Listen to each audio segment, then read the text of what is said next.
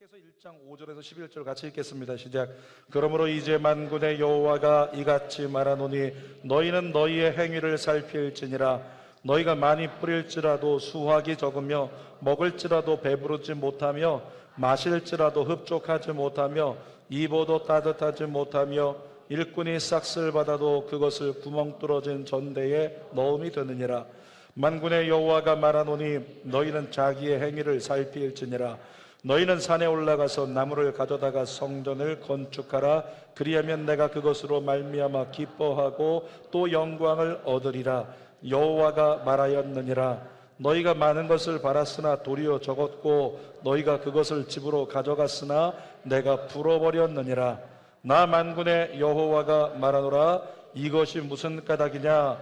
내 집은 황폐하였으되 너희는 각각 자기의 집을 짓기 위하여 빨랐음이라. 그러므로 너희로 말미암아 하늘은 이슬을 그쳤고 땅은 산물을 그쳤으며 내가 이 땅과 산과 곡물과 새 포도주와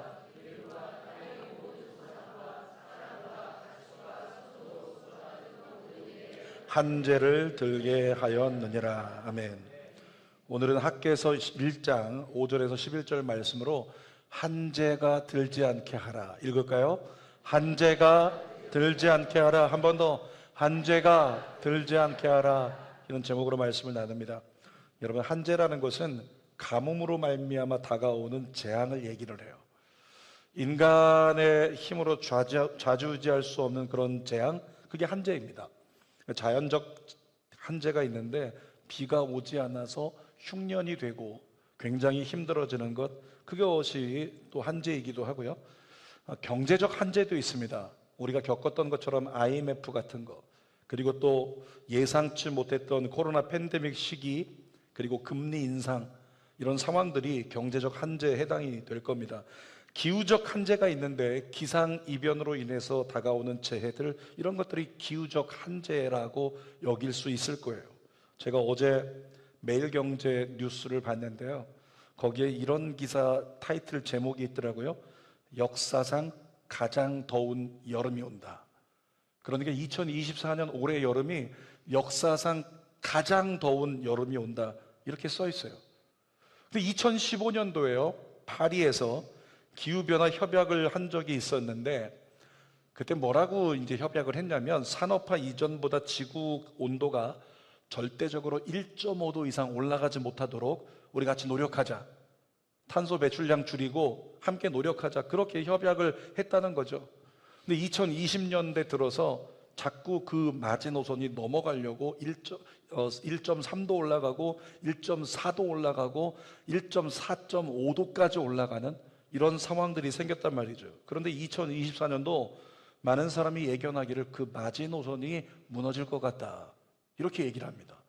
우리가 생각할 때 1.5도 별거 아닌 것 같은데, 지구적으로는 1.5도 온도가 상승하면요, 예측할 수 없는, 그러니까 컴퓨터로 예측할 수 없는 일들이 자연 속에 일어날 수 있다, 그런 얘기를 하고 있는 거죠. 여러분, 이렇게 기자가 권면을 합니다. 올 여름 태풍이 올 때는 바닷가나 계곡을 조심하세요, 이렇게 써 있어요. 근데 올해는 장마가 한 3개월쯤 갈 거다, 이런 얘기하거든요. 그러니까 여러분에게 올해 제가 이렇게 권면합니다. 올해 휴가는 교회에서 보내십시오. 바닷가 가지 말고 계곡 가지 말고 교회에 계십시오. 여러분, 지구라는 생태계가 이 달이 공전을 하고 있는데, 달의 공전 궤도만 조금만 바뀌어도 그 인력 때문에 지구는 멸망을 맞이할 수도 있는 그런 어떤 특성을 가지고 있다는 거죠. 그런데 이 달이 한치의 오차도 없이 그 궤도를 정확히 지금까지도 잘 돌고 있어요. 이런 생각이 들었습니다. 이런 지구촌에 조금만 달라져도 많은 이변이 생길 수 있는 지구촌에서 인류가 이렇게 우리가 잘 살 수 있는 것은 하나님께서 우리를 돌보셨기 때문이 아닌가, 그런 생각이 들어요. 작게 주는 교회도 12년을 달려오면서 나름대로 어려움이 있었지만, 타교회에 비하면, 타교회 목사님들 얘기 들어보면 저희 교회는 껌이에요. 저희 교회는 너무 쉽고 너무 감사하게, 아주 건강하게 편안하게 12년까지 잘 왔던 거죠. 12주년을 맞이하면서 한 번쯤 되돌아보게 됩니다. 어떻게 잘 올 수 있었을까? 어떻게 잘 올 수 있었을까? 마찬가지로 여러분의 가정이요. 어떻게 우리 가정이 지금까지 괜찮을까? 여러분 개인의 삶도 어떻게 지금까지 내 삶이 괜찮을 수 있었을까? 이렇게 돌아볼 수 있었으면 좋겠습니다. 오늘 말씀을 통해 한번 돌아보죠. 첫 번째, 우리가 그동안 잘 살았던 이유가 무엇인가? 결론부터 말하면 하나님이 우리를 지켜주셨습니다. 성경에 그렇게 언약하고 있거든요. 시편 121편 3절에서 4절 읽어보겠습니다. 여호와께서 너를 실족하지 아니하게 하시며 너를 지키시는 이가 졸지 아니하시리로다. 이스라엘을 지키시는 이는 졸지도 아니하시고 주무시지도 아니하시리로다. 근데 이 말씀을 그림으로 그려봤어요. 그림으로 그렸더니 이렇게 되더라고요. 예수님께서 서 계신데 뒤에 나라고 하는 사람이 서 있거든요. 나라고 하는 사람은 지금 작은 돌에 맞아가지고 막 여기 상처나고 여기 상처나고 깨졌다고 생각이 되는데 예수님께서 돌아보시면서 뭐라고 그러세요? 괜찮니? 내가 큰 건 다 막아줬는데 작은 거 하나 튄 것 같구나. 괜찮니? 라고 물어보시는 거예요. 여러분 우리의 삶에 온갖 한재들이, 온갖 어려움들이, 온갖 위협들이 다가오지만 누가 그동안 다 막아주셨다? 예수님이 다 막아주셨다. 예수님이 다 막아주셨기 때문에 우리가 잘 살 수 있었다고 성경은 증언하고 있는 거죠. 자, 역대하 20장 30절도 읽어볼게요. 여호사밧의 나라가 태평하였으니 이는 그의 하나님이 사방에서 그들에게 평강을 주셨음이더라. 여러분의 가정이 태평하길 원합니다. 성경은 뭐라고 써 있어요? 그러기 위해서 사방에서 하나님이 평강을 주셔야 된대요. 그러니까 평강을 주시는 하나님을 끝까지 바라보고 살아가면 저와 여러분들이 태평한 은혜를 주신다는 거죠. 우리는 그동안 내 손으로 노력해서 많은 걸 얻었다고 생각합니다. 내가 사업장 이만큼 키웠지, 내가 노력해서 우리 집의 자산을 이만큼 만들어서 내가 우리 아이들 이만큼 키워냈다, 내가 해낸 거야, 이렇게 생각을 하지만 사실은 내 수고의 열매가 아니라는 것을 성경은 증언합니다. 말라기 3장 11절 읽어볼게요. 만군의 여호와가 이르노라 내가 너희를 위하여 메뚜기를 금하여. 잠깐만요, 이게 무슨 얘기냐면 너희가 그동안 잘 살 수 있었던 건 말이야, 그러면서 말씀하시는 거예요. 그건 내가 너희를 위하여 너희의 모든 소유를 뺏어 먹고 갉아먹지 못하도록 메뚜기를 금했기 때문이야 말씀하고 계신 거죠. 계속 읽어보겠습니다. 너희 토지 소산을 먹어 없애지 못하게 하며 너희 밭의 포도나무가 기한 전에 떨어지지 않게 하리니. 그러니까 본문을 인용해서 얘기한다면, 제목을 인용해서 얘기한다면 하나님께서 한재가 들지 않도록 지켜주셨기 때문에 그동안 나는 잘 살았다. 따라합시다. 하나님 때문에, 하나님이 지켜주셔서 잘 살았다. 아멘. 그렇게 말씀하고 있는 거예요. 여러분, 성경에서 우리 하나님은 네가 아무리 노력한다고 해도 내 도움 없이는 아무것도 안 된다, 이렇게 말씀하세요. 시편 127편 1절 2절 읽겠습니다. 여호와께서 집을 세우지 아니하시면 세우는 자의 수고가 헛되며 여호와께서 성을 지키지 아니하시면 파수꾼의 깨어있음이 헛되도다. 너희가 일찍이 일어나고 늦게 누우며 수고의 떡을 먹음이 헛되도다. 그러므로 여호와께서 그의 사랑하시는 자에게는 잠을 주시는도다. 내가 아무리 지킨다고 해도, 내가 아무리 새로운 계획을 세우고 세워나간다고 해도 내 노력으로 안 된다는 거죠. 하나님이 도와주셔야 세울 수 있고 하나님이 도와주셔야 지킬 수 있다. 성경은 그렇게 말씀하고 있는 거예요. 그래서 하나님이 너를 돌봐주셔야 네가 평안히 잠들 수 있는 거야 라고 말씀하시는 거죠. 여러분, 이스라엘 나라 가보신 분들도 계시고 안 가보신 분들이 많겠지만 지도 한 번쯤 보셨을 거예요. 이스라엘 나라는 세로로 이렇게 길쭉하게 생겼어요. 마치 고구마 중에서 어떤 것은 동그란 게 아니라 길쭉하게 생긴 거 있죠. 이스라엘이 그렇게 꼭 생겼어요. 근데 이스라엘 나라의 면적이 얼마냐면 220헥타르 정도 되는데 우리나라 강원도 정도의 크기입니다. 근데 주변 그 지도를 확대해 보면 이쪽에는 시리아가 있고 그 위에는 레바논이 있고 이쪽에는 요르단이 있고 이쪽에는 이라크가 있고 이집트가 있고 사방이 중동 국가로 둘러싸여 있어요. 근데 이스라엘만 중동 국가 중에서 아랍 국가가 아니고 하나님을 믿는 민족이라고 하는 거죠. 그러니까 지도상으로 주어진 조건으로 본다면 완전히 아랍 국가에 둘러싸여서 한 20배, 30배 이상 큰 아랍 국가들이 둘러싸고 있는데 그들과 중동 전쟁이 몇 번씩이나 있었거든요. 그러면 우리가 상식으로 생각해도 이기는 게 비정상이에요. 이스라엘은 이길 수 없어요. 또 망하지 않는 게 비정상이에요. 이스라엘은 망하지 않을 수 없습니다. 그럼 어떻게 됐어요? 이스라엘 망하지 않았습니다. 이스라엘 전쟁에서 이겼습니다. 그런데 하나님 때문에 비정상이 정상이 되어버린 나라가 바로 이스라엘이라는 거죠. 이스라엘 나라의 역사를 보면 정말로 하나님 때문에 기적이 상식이 되어버린 나라 이스라엘이라고 하는 거예요. 결국엔 하나님이 돌보시면 동일한 역사가 지금도 일어날 수 있다는 거죠. 사랑하는 여러분, 하나님이 돌봐주시면 선포합니다. 이기는 게 정상이다. 하나님이 돌봐주시면 흥하는 게 정상이다. 이 사실을 믿고 주님을 꽉 붙들고 의지하는 저와 여러분들이 됐으면 좋겠어요. 여러분, 하나님의 돌보심만 우리를 떠나지 않으시면 앞으로도 우리는 한재들지 않는 건강한 삶을 문제없이 잘 살아갈 수 있습니다. 중요한 건 뭐냐면, 그러나 우리가 하나님의 뜻과 상반된 길로 간다면 그때부터 우리의 삶에 한재가 다가오는 걸 막을 수가 없다는 거죠. 두 번째 나눕니다. 한재가 다가올 때가 있다는 겁니다. 우리가 형통한 삶을 지속하고자 한다면 내게 한재가 다가왔다는 것을 빨리 캐치해야 돼요. 내게 한재가 다가오고 있구나, 다가왔구나, 이것을 빨리 깨닫는 것이 중요합니다. 그렇다면 어떻게 분간할까요? 한재가 다가온 걸 어떻게 분간하겠습니까? 이렇게 할 수 있습니다. 나름대로 열심히 노력하고 있는데 열매가 없어요. 내가 열심히 살아가고 있는데 행복하지 않다. 열심히 노력하고 있는데 열매가 없고 답답한 마음이 계속될 때 한재를 의심할 필요가 있습니다. 뿐만 아니라 나름대로 열심히 돈을 벌고 있고 열심히 노력하고 있는데 통장을 열어보면 남는 게 없어요. 자꾸만 어디선가 계속 새고 있다는 거죠. 그러면 우리는 의심해야 됩니다. 한재가 다가온 건가? 의심할 필요가 있다는 거죠. 자, 성경으로 보겠습니다. 학개서 본문 1장 6절 읽어보겠습니다. 시작.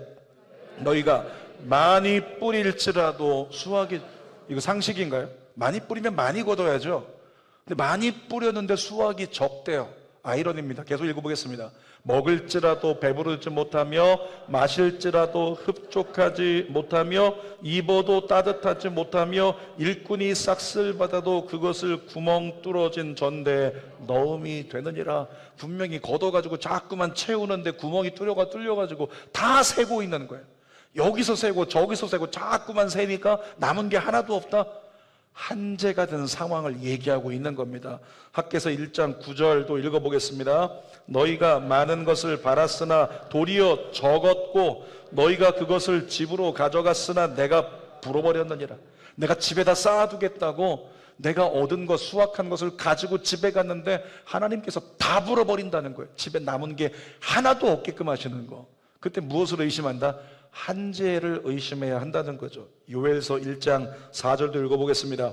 팥중이가 남긴 것을 메뚜기가 먹고 메뚜기가 남든 것을 느치가 먹고 느치가 남긴 것을 황충이 먹었도다. 내가 이만큼 쌓아놨는데 벌레들이 다가와서 큰 것부터 먹어치우기 시작하더니 그 다음 작은 것도 아주 작은 것도 부스러기까지 싹 먹어버려서 내게 남은 것이 하나도 없게 된다. 한재라고 하는 거죠. 욥기 20장 18절 말씀도 읽어보겠습니다. 수고하여 얻은 것을 삼키지 못하고 돌려주며 매매하여 얻은 재물로 즐거움을 삼지 못하리니. 열심히 사업하고 있는데 열심히 일하고 있는데 내가 열심히 얻었다고 생각하지만 난 즐겁지 않아. 근심만 계속된다. 한재라고 하는 거예요. 여러분, 이런 상황이 우리에게 다가오면 인간은 본능적으로 인맥을 다동원해가지고 의지할 사람을 찾습니다.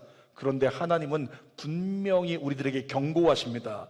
사람을 의지하지 말라고 경고하세요. 시편 146편 3절 읽어볼까요? 귀인들을 의지하지 말며. 잠깐만요. 여러분의 성경에다가 귀인들 밑에다가 언더라인하고 거기다 이름을 꼭 써놓으세요. 내가 의지하려고 하는 사람들, 이 사람과 함께 손잡으면 잘 되지 않을까? 이 사람이면 나를 성공하게 해주지 않을까? 이 사람이면 되지 않을까? 이 사람, 그 사람, 귀인들에 해당하는 거예요. 다시 한번 읽겠습니다. 시작. 귀인들을 의지하지 말며 도울 힘이 없는 인생도 의지하지 말지니. 제가 어려울 때 사람을 의지해 봐서 아는데요, 사람을 의지하면 남는 건 수치밖에 없더라고요. 근데 성경에 그 이야기가 그대로 써 있어요. 너 사람 의지하면 수치당한다. 그러니까 사람 의지하지 말고 하나님께 구원을 요청하라. 하나님 이 어려움에서, 이 한재에서, 이 모든 고난에서 나를 좀 건져주십시오. 이 근심에서 건져주십시오. 여러분, 주님을 찾게 되시기를 주님의 이름으로 부탁드립니다. 시편 25편 20절 읽어볼까요? 내 영혼을 지켜 나를 구원하소서. 내가 주께 피하오니 수치를 당하지 않게 하소서. 다윗의 고백이에요. 여러분, 다윗의 고백, 내 영혼을 지켜 나를 구원하소서. 주께 피하오니 수치를 당하지 않게 하소서. 어떻게 됐습니까? 다윗 수치당하지 않도록 하나님이 돌봐주셨어요. 하나님이 지켜주셨어요. 그리고 구원해 주셨어요. 동일한 역사가 저와 여러분에게 있게 되시기를 축복합니다. 제가 이번 주에 읽었던 책 중에서 이런 단어가 나왔는데, 처음 봤는데 정말 보자마자 야, 이거 그리스도인의 삶하고 어떻게 이렇게 똑같다 여겨졌던 게 있어요. 천수답이라고 하는 게 있어요. 이 천수답이 뭐냐면, 물을 끌어올 곳이 없어서 이 밭이나 논에는 하늘에서 비가 내리지 않으면 경작할 수 없는 밭이나 논, 이게 바로 천수답이라고 하는 거죠. 그런데 제가 그걸 읽자마자 뭘 느꼈냐면, 그리스도인이네, 이렇게 여겨지더라고요. 그리스도인이 그렇다. 그리스도인은 세상에서 얻을 수 없다. 그리스도인은 세상 것으로 키워낼 수 없다. 그리스도인은 하나님으로만 설 수 있다. 그리스도인은 하나님으로만 가능할 수 있다. 그래서 그리스도인이 천수답이구나, 이런 생각을 하게 됐다는 거예요. 사랑하는 여러분, 우리가 그리스도인이라면 우리는 하나님만 믿고 살아야 될 줄 믿습니다. 한재를 만났을 때 우리가 할 수 있는 최선은 하나님께 돌아가는 것밖에 없다고 성경이 이야기를 합니다. 왜냐하면 우리 하나님은 모든 상황을 알고 계시고요, 우리의 체질을 다 알고 계신대요. 자, 마태복음 6장 8절 읽어봅시다. 그러므로 그들을 본받지 말라. 구하기 전에 너희에게 있어야 할 것을 하나님 너희 아버지께서 아시느니라. 뭐라고요? 우리의 상황과 조건을 주님이 다 아시고, 너에게 지금 필요한 것이 뭔지를 주님이 다 아신다는 거예요. 그래서 다른 데 기웃거리지 말고 뭐 하자? 하나님만 바라보고 하나님으로만 살 수 있다고 주님께 엎드리는 예배자가 되자는 거죠. 시편 103편 14절도 읽어보겠습니다. 이는 그가 우리의 체질을 아시며 우리가 단지 먼지뿐임을 기억하심이로다. 하나님이 우리 체질을 아신대요. 언제 감사하게 될지, 언제 돌이키게 될지 우리 체질을 아신다는 거죠. 그 하나님 앞에 정말 두 손 들고 주님밖에 없다고 고백하며 매일매일을 살았으면 좋겠어요. 한번 해볼까요? 손 높이 안 들어도 되니까 손 들고, 두 손 들고, 하나님밖에 없습니다. 다시 한번, 하나님밖에 없습니다. 하나님밖에 없습니다. 아멘. 여러분, 그리스도인은 그 고백을 가지고 매일 살아야 매일매일 주님의 긍휼을 경험할 수 있는 거죠. 책 중에서 뒷문을 막아라라는 책이 있는데, 전도에 대한 책인데요, 전도하는 것도 중요하지만 실족하는 영혼의 한재가 들지 않게 하는 것이 더 중요하다. 그래서 성도들이 빠져나가지 않도록 뒷문을 막아야 된다, 이런 내용이거든요. 축복을 받는 것도 중요하지만 받은 복이 한재로 새나가지 않게 하는 것, 우리에게 중요하다는 거예요. 여러분의 삶에서 받은 복이 새나가지 않도록 뒷문을 막으려면 요한계시록 2장 5절을 붙들어야 됩니다. 읽어보십시다. 그러므로 어디서 떨어졌는지를 생각하고 회개하여 처음 행위를 가지라. 만일 그리하지 아니하고 회개하지 아니하면 내가 내게 가서 내 촛대를 그 자리에서 옮기리다. 하나님 뭐라고 말씀하세요? 회개하라고 말씀하세요. 느끼라고 말씀하지 않았어요. 자복하는 입술의 고백만 가지라고 말씀하지 않았어요. 회개하라고 말씀하셨어요. 회개는 행위를 동반하는 거죠. 학개서 1장 7절에도 똑같은 말씀입니다. 읽어봅시다. 만군의 여호와가 말하노니 너희는 자기의 행위를 살필지니라. 우리의 삶을 돌아보고 우리의 삶에 한재가 다가오고 있다는 것, 아니 이미 한재가 왔다고 느낀다면 빨리 하나님께 회개하고 돌이켜서 뒷문을 막으라는 거예요. 내게 주신 은혜가 새나가지 않도록, 내게 주신 복이 새나가지 않도록. 여러분, 이스라엘 백성들이 우상 숭배에 빠져 하나님을 잊어버렸을 때 하나님을 잊어버렸기 때문에 기도하지 않았겠죠. 하나님을 잊어버렸기 때문에 말씀 보지 않았겠죠. 하나님을 잊어버렸을 때 그들에게 한재가 다가왔어요. 먹고 사는 문제에 취해서 하나님의 성전을 재건하는 사명을 가지고 포로 귀환을 시켰는데 자기 먹고 사느라 정신 없었을 때 어떻게 됐어요? 이스라엘 백성들에게 한재가 다가왔다는 거예요. 학개서 1장 10절 읽어보겠습니다. 그러므로 너희로 말미암아 하늘은 이슬을 그쳤고 땅은 산물을 그쳤으며, 앞에가 중요해요. 누구로 말미암아? 너희로 말미암아. 너희가 누군데요? 하나님을 잊어버린, 하나님의 사명을 잊어버린 그와 같은 영혼들 때문에 한재가 다가온다고 말씀하고 있는 거죠. 11절도 읽어볼게요. 시작. 내가 이 땅과 산과 곡물과 새 포도주와 기름과 땅의 모든 소산과 사람과 가축과 손으로 수고하는 모든 일에 한재가 들게 하였느니라. 여러분, 이렇게 한재가 들면 어제까지 잘 나가던 모든 것이 소용없게 되는 거예요. 어제까지 웃으면서 잘 되는데 그런데 잘 된다고 고백하면서 나는 하나님과 멀어지고 있다. 잘 되는데 하나님을 잊어버리고 있다. 잘 되는데 하나님 주신 사명을 놓치고 있다. 사명을 등 돌리고 무시하고 있다. 거절하고 있다. 거역하고 있다. 그에게는 뭐라고요? 한재가 다가온다는 거예요. 순식간에 한재가 다가오면 어제까지 잘 되던 것이 소용없게 된다라는 거죠. 다른 길은 없습니다. 빨리 자복하고 회개하고 하나님께 돌아가는 길밖에는 없다는 거예요. 세 번째로 나누겠습니다. 세 번째, 하나님께서 우리에게 말씀하세요. 한재가 들지 않게 하라. 앞에 이렇게 써 있을 거예요. 사랑하는 아들아, 사랑하는 내 딸아, 너의 인생에, 너의 가정에 한재가 들지 않게 하라. 주님 우리에게 말씀하시는 거죠. 우리 인생에 한재가 들지 않으려면 저는 이렇게 선포하고 싶습니다. 하나님이라는 주어를 놓치지 않으면 된다고. 여러분, 욥기 30장 19절 읽어볼까요? 하나님이 나를 진흙 가운데 던지셨고 나를 티끌과 재 같게 하셨구나. 잘 보세요. 누군가는 IMF 때문에, 누군가는 팬데믹 상황에, 누군가는 높은 금리 때문에 내가 밑바닥을 치고 그렇게 힘들고 아파하고 있어요. 그 순간에 깨달아야 돼요. 이 상황을 허락하신 분이 누구신가? 하나님이시라는 거예요. 그 상황을 통해서 누군가는 누군가에게 사기를 당했네요. 사기치는 사람의 그 강팍한 마음을 허락하신 분, 그 마음을 주장하시는 분이 하나님이 아니지만 그가 강팍한 마음으로 나에게 사기치려고 하는 것을 지켜보고 아시면서 내버려 두신 분이 하나님이라고. 그렇다면 이 일도 하나님 앞에서 왔구나라고 깨달아지면 그 순간에 어떻게 될 거예요? 하나님 원망할 거예요? 지혜롭지 못한 사람이죠. 하나님 안에서 이런 어려움이 다가왔다, 하나님 안에서 이런 문제가 다가왔다, 그러면 이 문제를 푸실 분은 하나님밖에 없구나. 그리고 하나님 나를 불쌍히 여기소서, 하나님 나를 건져주소서, 주님께 돌아가서 고백해야 된다는 거죠. 창세기 45장 8절 읽어보겠습니다. 그런즉 나를 이리로 보낸 이는 당신들이 아니요 하나님이시라. 하나님이 나를 바로에게 아버지로 삼으시고 그 온 집의 주로 삼으시며 애굽 온 땅의 통치자로 삼으셨나이다. 요셉의 고백인데 주어가 하나님됨을 깨닫자 형들을 원망하지 않고 원수 갚지 않잖아요. 빌립보서 2장 27절 읽어보겠습니다. 그가 병들어 죽게 되었으나 하나님이 그를 긍휼히 여기셨고 그뿐 아니라 또 나를 긍휼히 여기사 내 근심 위에 근심을 면하게 하셨느니라. 여러분에게 다가온 근심을 면하게 하실 분 누구시라고요? 하나님이시라고요.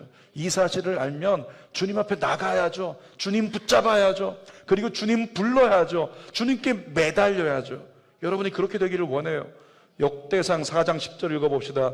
야베스가 이스라엘 하나님께 아뢰어 이르되 주께서 내게 복을 주시려거든 나의 지역을 넓히시고 주의 손으로 나를 도우사 나로 환난을 벗어나 내게 근심이 없게 하옵소서 하였더니 하나님이 그가 구하는 것을 허락하셨더라. 여러분, 하나님께서 한마디로 말하면 우리의 운명도 인생도 역전시켜 주신다는 거죠. 이사야 12장 2절 선포합니다. 보라, 하나님은 나의 구원이시라. 내가 신뢰하고 두려움이 없으리니 주 여호와는 나의 힘이시며 나의 노래시며 나의 구원이십니다. 이 한 절 속에 시편 기자가 우리에게 얘기합니다. 네가 두려워진 이유, 네가 겁내고 있는 이유, 네가 흔들리는 이유, 그건 뭐라고요? 하나님이 구원이심을 놓쳤기 때문이라고. 그렇게 믿지 못하기 때문이라고 이야기하고 있는 거죠. 하나님이 구원이심을 선포하는 사람은 두려움이 없으리로다. 동일한 고백이 나오게 될 거예요. 시편 59편 17절도 읽어보겠습니다. 나의 힘이시여 내가 주께 찬송하오리니 하나님은 나의 요새이시며 나를 긍휼히 여기시는 하나님이심이니이다. 똑같은 말씀의 선포를 계속하십니다. 한 절만 더 보겠습니다. 빌립보서 4장 19절입니다. 시작. 나의 하나님이 그리스도 예수 안에서 영광 가운데 그 풍성한 대로 너희 모든 쓸 것을 채우시리라. 여러분에게 필요한 모든 것, 사업에 필요한 것, 여러분에게 관계에 필요한 것, 진로에 필요한 것, 여러분 가정에 필요한 모든 것을 누가? 하나님이 필요대로 채우시리라. 그 하나님을 믿자고요. 여러분 습관 하나 만드는데요, 인터넷에다가 습관 만들기라고 한번 검색해 보시면 거기에 이미지 검색을 하면 66일짜리 표가 떠요. 습관 하나 만드는데 66일이 걸린대요. 전문가들이 진단을 한 겁니다. 66일 동안 무언가를 지속할 수 있으면 그건 당신에게 습관이 됩니다. 이렇게 얘기를 하고 있는 거죠. 그만큼 습관 들이기가 어렵다는 거예요. 근데 믿음도 마찬가지예요. 믿음을 갖는다는 것이, 믿음이 단단해지는 게 어렵단 말이죠. 그래서 훈련하고 또 훈련해야 믿음이 단단해져요. 근데 우리 하나님은 알고 계세요. 언제 우리 믿음이 훈련되고 언제 우리 믿음이 단단해지는가, 우리 하나님은 알고 계신다는 거죠. 고난이라는 훈련이 우리의 믿음을 단단하게 한다는 것을 하나님은 알고 계세요. 한재와 같은 고난에 대한 성경의 결론은 명확합니다.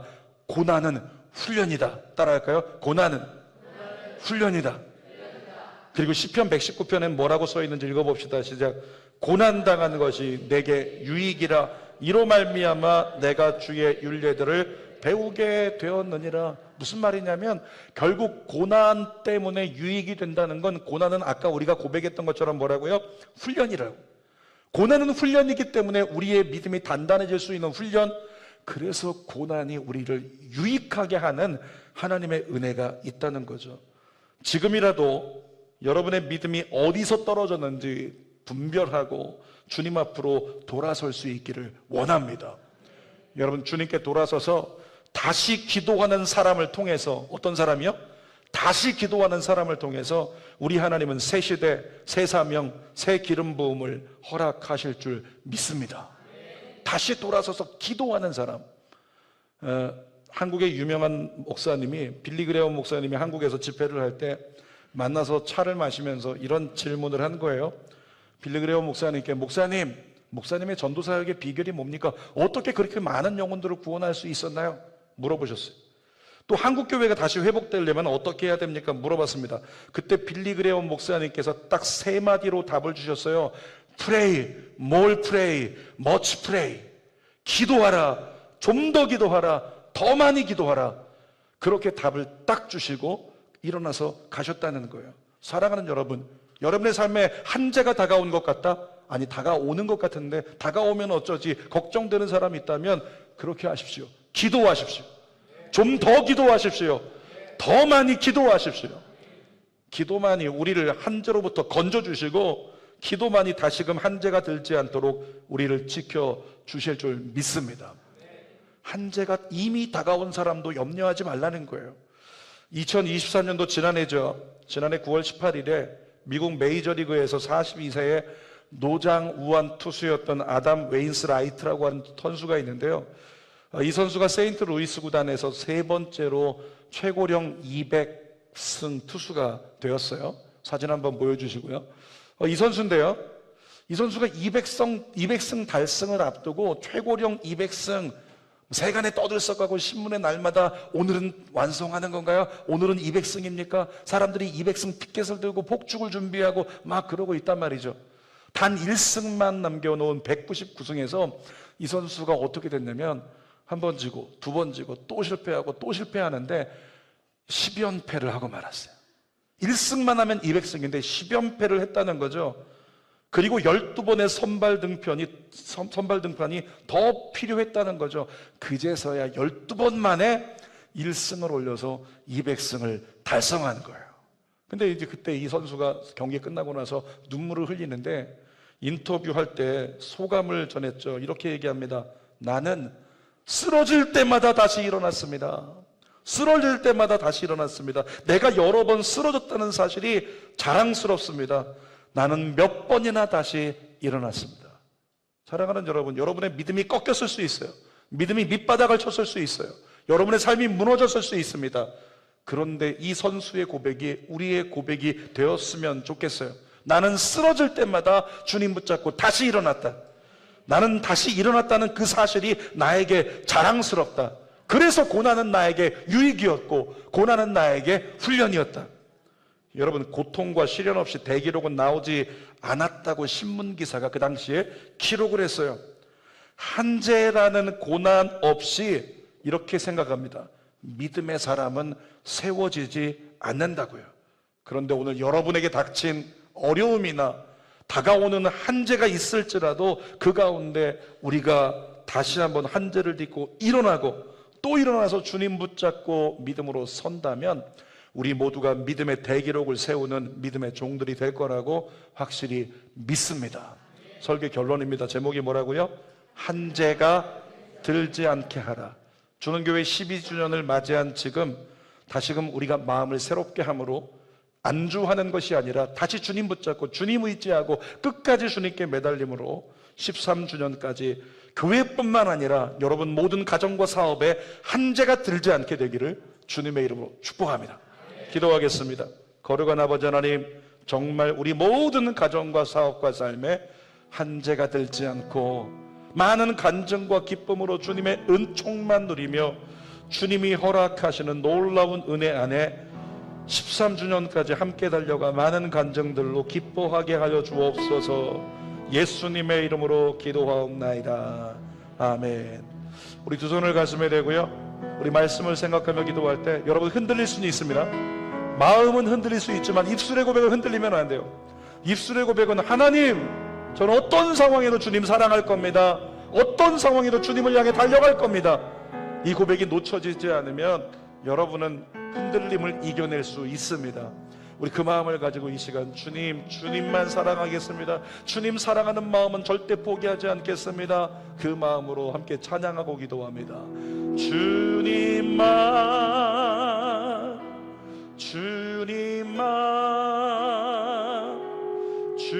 주님만 사랑하리. 나의 왕 나의 주님을 더욱 알기 원해. 나 주님께 오직 주께 경배하네.